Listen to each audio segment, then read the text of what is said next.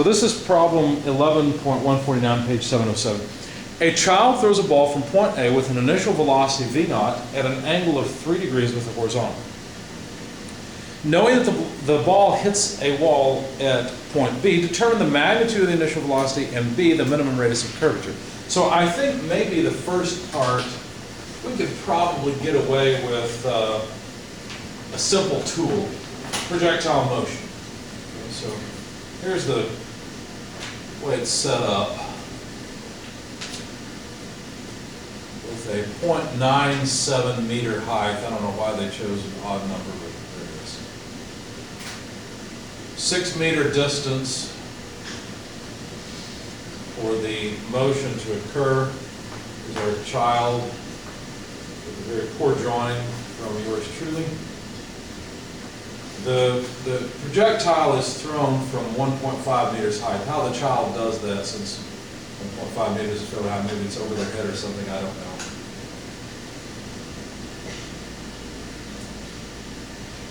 Begins there with an initial velocity v naught and travels to point B right here. Now the initial launch angle is just 3 degrees. Okay, so we want to know the magnitude of the initial velocity. And we want to know the minimum radius of curvature for the whole trajectory. What does that mean? Well, we'll find out here in a second. Let's start with the first one.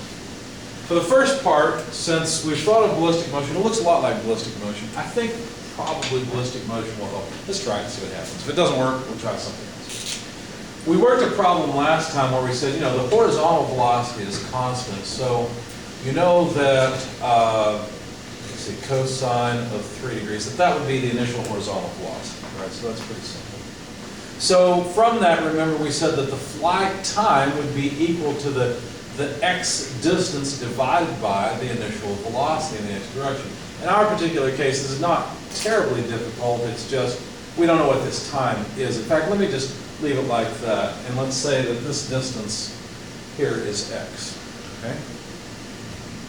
What did we find out in the vertical direction? What equation did we use that was beneficial? Wasn't it this one? Y equals y naught plus v naught y t plus 1/2 acceleration y direction t squared. That's the equation that really helped us out, right? So let's move this y minus y naught to the left-hand side. And let's substitute minus g for the acceleration in the y direction so that we're on the right track. Now if we apply this equation to a final minus initial, in other words, a B position minus, I forgot to write, this is position A, then doesn't that mean it's y of B less y of A equals V naught y, and this will be the flight time, so let's call this T sub B if you like, okay? Minus G over 2 T sub B. I'm being very careful to note that this is now a very particular amount of time. It's however much the flight time is. It's not just any time along the path. Okay?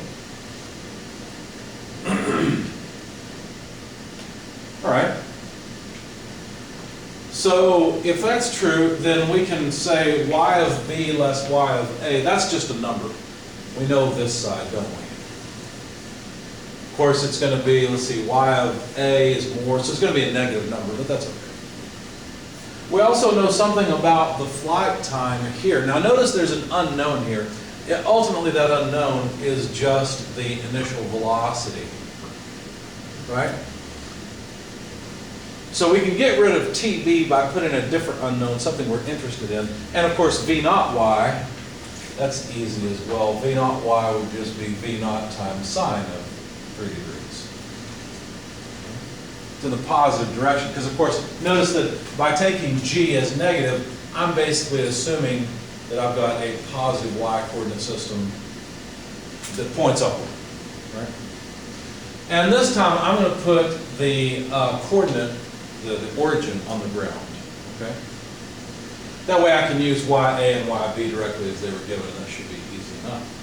So I think what I'll end up with is an equation where the only unknown will be the initial velocity, then we can solve for it. So let's see what happens.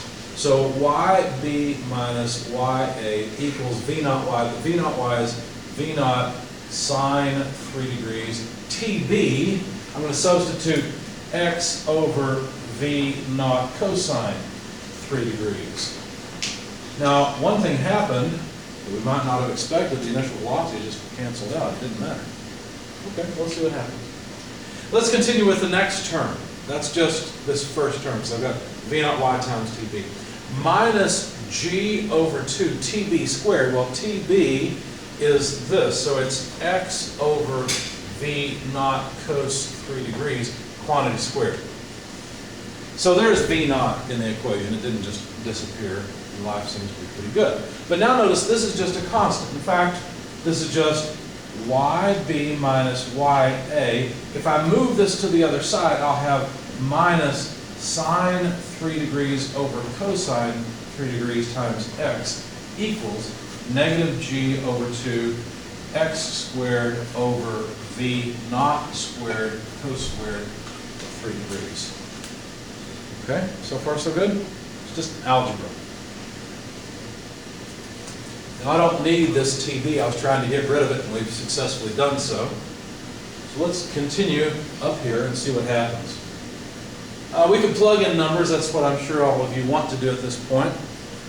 And since I don't really want to write things over and over again, let's go ahead and do it. So YB, this whole left side is just going to be a constant. So YB is 0.97 meters.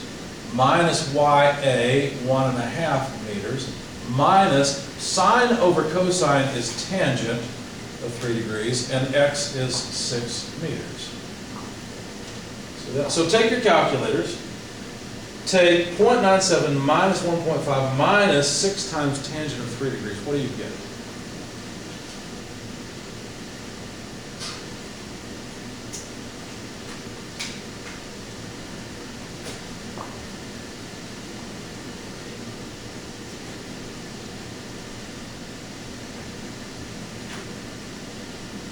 .97 minus 1.5 minus 6 times tangent 3 degrees.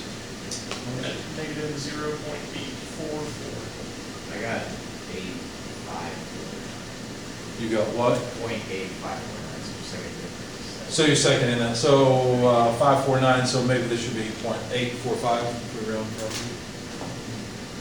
Is that okay? I don't know. I'm not looking at the numbers. Okay. So there's our number. I expected this to be pretty small because sine of 3 degrees is going to be very close to 0. Cosine of 3 degrees is going to be very close to 1. So it's going to be about 0 times x. So I didn't expect this term to make much of a difference. And sure enough, the difference between these two, well, I guess it did add a little bit, didn't it? So you got about, what, 0.3 or so from that 6 times tangent of 3 degrees. So that's it. Okay, so that's the number. That's all of this, right? This side's done. So if we copy that down, negative 0.845 meters, now that's equal to negative G, but we're in metric units, so 9.81 meters per second squared divided by 2. And then I need x squared. So since I'm plugging in numbers, why not continue? 6 meters squared. Of course, that would be 6 squared meters squared, or in other words, quantity 6 meters squared, divided by V naught squared cosine squared of 3 degrees. Again, I don't usually like putting numbers together quite so quickly. I usually like to work with symbols, but here we are. So if I solve for V naught squared, that's actually pretty easy. Let's cancel the negative signs so we don't have to write them. V naught squared, I could simply multiply through by and divide out 0.845 and simply write 9.81 meters per second squared over 2 times 6 meters quantity squared over cosine squared of 3 degrees over 0.845 meters. Let's let the V naught squared and then 0.845, which are such places. Yes? I have a quick question. Why Sure. is the cosine squared? because it's cosine of 3 degrees and then squared. So that's a shorthand for that. Just put the square on the cosine instead of on the 3 degrees. The way you realize it's not 3 degrees squared. Where did that square It came from here. We had to square this whole thing. That means squaring x, squaring v naught, squaring cosine. Good question. Any others? Okay. Now, before we actually plug these numbers into our calculator, let's see what units we'll get.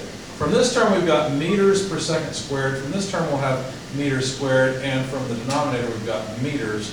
So it looks like we have meters squared per second squared. When we take the square root, we'll get velocity in meters per second. So everything works. Everything makes sense. Now we can plug numbers into our calculator. So what's you may want to do this. You may want to take cosine of 3 degrees and then square it. It's probably the easiest way to do it. Multiply by 0.845, multiply by 2, and then invert that result. Take 1 over x in your calculator, and then continue to multiply through 9.81, and then 6 times 6 is 36. So what do you get for V naught squared?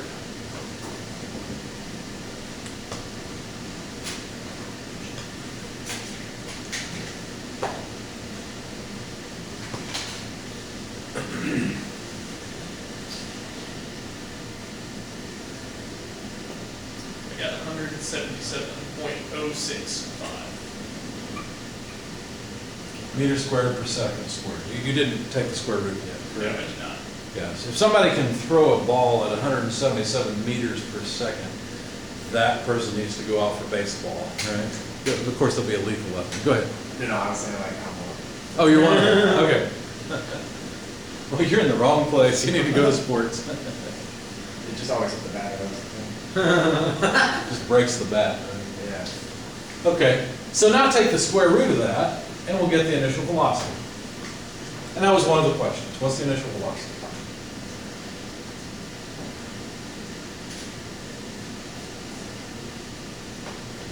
So what's the square root of 177? That's what, roughly 12 point something? 13.306. Oh, I should have thought. 13 point what? 307. Yeah, Let's just say 3 meters per second. Okay. So we've answered the first question. Notice I didn't say anything about normal and tangential components, did I? Because we didn't need them. They were unnecessary for the first part of the problem. You have to know when to apply a given coordinate system.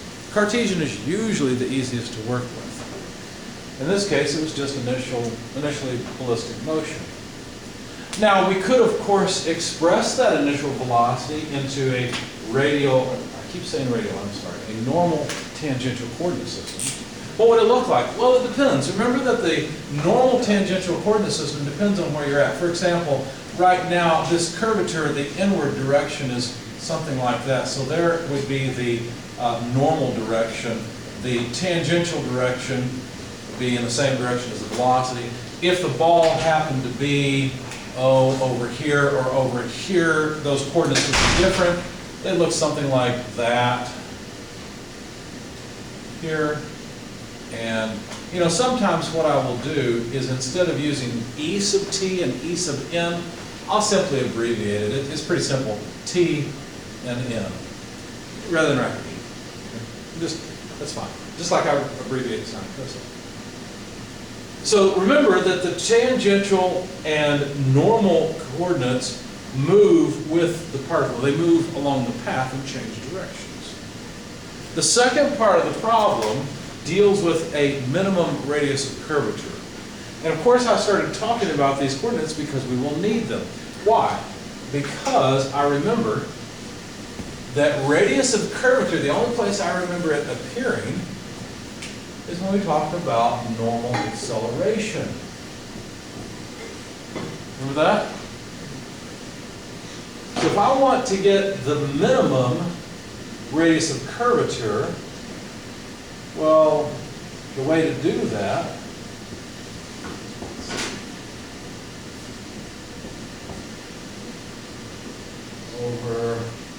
the way to do that is make the normal acceleration be as big as possible and the velocity be as small as possible. Does that make sense? I'd like this to be as big as possible, whatever the normal acceleration has to be, because all I've done is rearrange it. That'll make rho go down, and I want this velocity to be as small as possible. That'll make rho go down. Now we could consider every single point along this curve, but that would be a little bit of a pain. Go ahead. That's a quick question. What is the AM represent? Normal acceleration. Acceleration in the normal direction. But if you notice, there's really three unique points here. All right? Between these 2 points, what's happening? Well, the velocity is increasing and the radius of curvature is changing. Over here, the velocity is decreasing, but the radius of curvature is changing there too. So really, it looks to me like we've got 3 points that are interesting. Now, what do you know about the acceleration? Let me just forget all this for a second. Let me just draw the ball. Who cares if the ball has some velocity? Who cares what direction that velocity might be? Don't care about that. It's just in air. What direction is its acceleration? Down. It will always accelerate that way, right? In fact, it'll accelerate at a rate of g. So as the ball moves along this path, its acceleration is always just g down. Right? So gravity gets smaller. So, well, let's think about it. So we've got this normal acceleration and tangential acceleration, but we know the total acceleration. In other words, however much normal acceleration, I'm going to draw this line parallel, however much normal acceleration there is, those are parallel, plus the tangential acceleration, those two are parallel, and I should have put my 2 lines on this one, but anyway, that tangential and normal acceleration has to add up to g, always, because the total acceleration is just g. So what that means is that the normal acceleration will be maximized right there. Because at this point, all of the acceleration will be normal acceleration and will all be g. So I notice that I've got the maximum normal acceleration right there. And in fact, that maximum acceleration is just g. However, notice that the velocity varies, right? The tangential velocity at this point is actually at a minimum. The tangential velocity at this point is just the initial velocity in the x direction, isn't it? Because, think about it, at this point, the particle or ball or whatever it is only has horizontal velocity. It doesn't have any vertical velocity. It's at the top of the arc. Whereas over here, it has all of the initial velocity, and over here, it apparently has even more, right? So we can say that this is certainly not the point that's interesting. Well, maybe it is, I don't know. Because actually, the normal acceleration is going to be larger here than it is here, because once the ball goes to a lower point, it's going to have a higher velocity, but less normal acceleration. I still think we can eliminate this because these two seem to be farther edge cases. Does that make sense? There's higher velocity here with even less of g. So this is somewhere between those 2 points. I guess we could analyze it, but it'd be a little bit of a pain, and I'm pretty sure that those two are the points that are kind of the extremes. So let's just analyze those two and see what happens. Because see, one of them has a nice high velocity, the other one has a nice high acceleration. Which point do you think is going to have the highest radius of curvature and why? One with the higher acceleration is the velocity at the top. Maybe the velocity squared. What do you know about the shape of this path? Oh, I'll say that it's the last one because with the higher velocity, because it's going down and there's some kind of gravity. Could be. What you know about the shape of this path is that it's a parabola, right? Acceleration. And so in the limit, when this is finally going almost directly downward, the radius of curvature is going to be absolutely huge.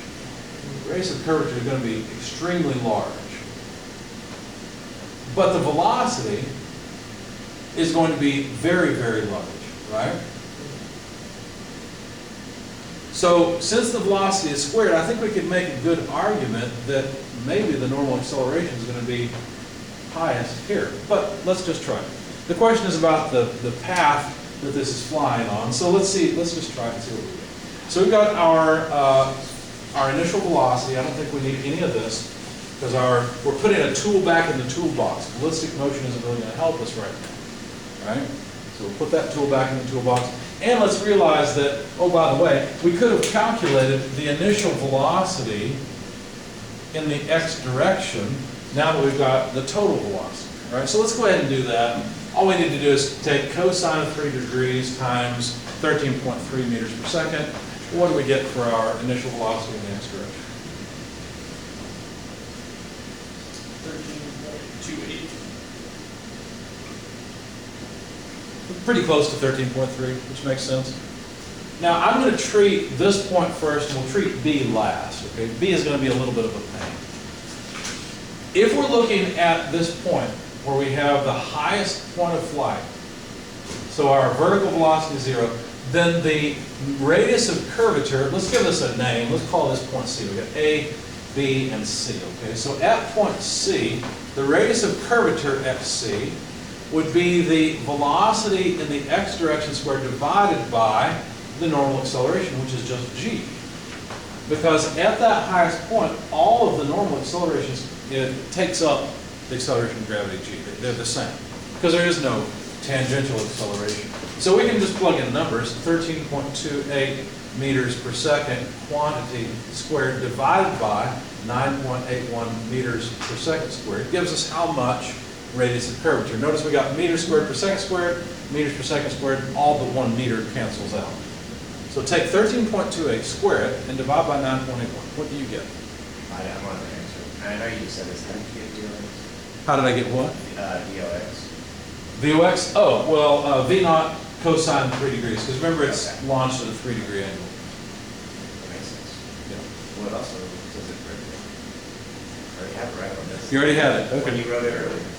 Yeah. Anyone have a number? 17.98. 73.98 meters. 17. 17.98? Correct. Okay, thank you. There's our radius of curvature at C. That was pretty easy. At B, things are going to be a little bit more difficult because number one, we need to know how fast it's going, its total velocity. Number two, we've got to figure out the angle here so that we can figure out the directions. Okay? So this is going to be a little bit of a pain, but I think we can do it. Actually, I'm not sure how we're going to get that angle. You know what we could do? We could investigate point A, and if A is worse than C, then consider B. Why don't we do that? That'll make our lives easier. Okay? Because we decided that A is somewhere between B and C in terms of its, its behavior. So let's just analyze A. That'll make it easier. It'll be the same sort of thing. The radius of curvature at A will be the total velocity squared divided by the normal acceleration. But now the normal acceleration is not all g. In fact, if we draw a triangle that's more like what we actually have.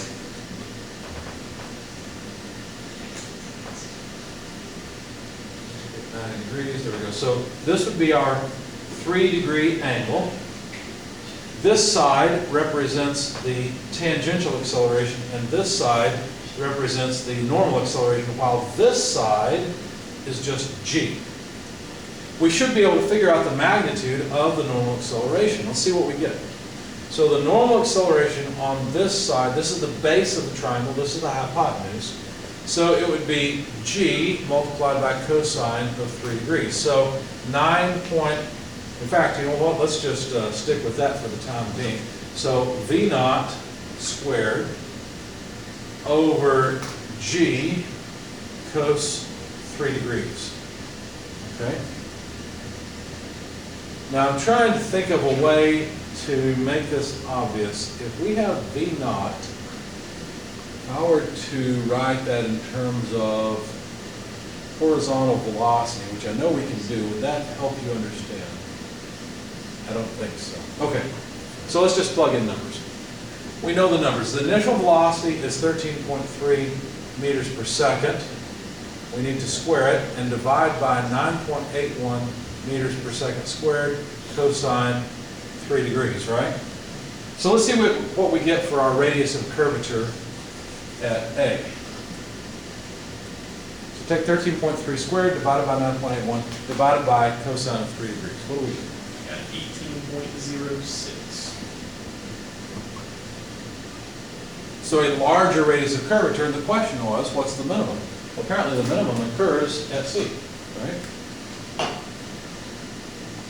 And that makes sense because, like I said, the curvature of the side of the parabola is less than the curvature here. You can see just intuitively that the minimum radius of curvature is always going to occur at the top of the parabola, right? So if we had thought about this parabola correctly, rather than thinking about it in terms of normal acceleration, we realize, oh, minimum radius of curvature just occurs at the top. So the only point that really needed to be analyzed was C. So that's our answer for part B. Notice that we had to use a different tool. We could not use just simple Cartesian.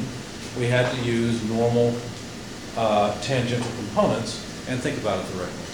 So why did we look at a part A if we knew that because it was a parabola, it's. Well, because I didn't think about it right. I should have made the argument that the radius of curvature has to be minimum at the top of the parabola.